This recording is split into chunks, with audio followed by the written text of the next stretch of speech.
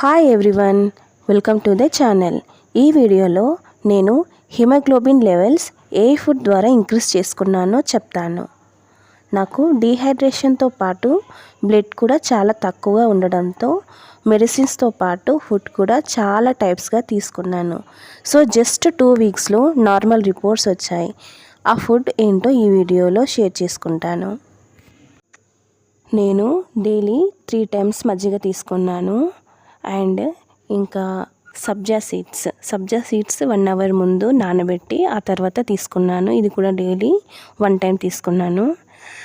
Daily coconut water 2 litres తాగాను.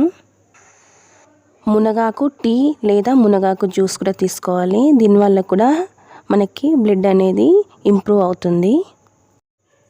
ఇంకా vegetable juice అనమాట. వెజిటేబుల్ జ్యూస్ అంటే బీట్రూట్, క్యారెట్, టమాటో, లెమన్, కుకుంబర్తో తీసుకున్నాను.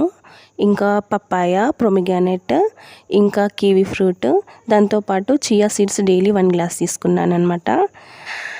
ఇంకా నెక్స్ట్ డే అలా వాటర్ మిలన్, డీహైడ్రేషన్ ఉంది కాబట్టి వాటర్ మిలన్ కూడా యాడ్ చేశాను ప్రొమిగ్రానేట్కి, kiwi ఫ్రూట్కి.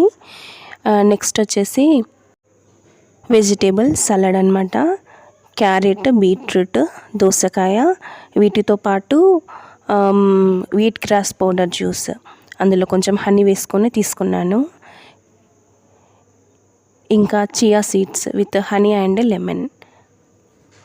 Day by day mutton liver curry తీసుకున్నాను. అండ్ నల్ల నువ్వుల లడ్డు, రాగి జావా కూడా తీసుకున్నాను.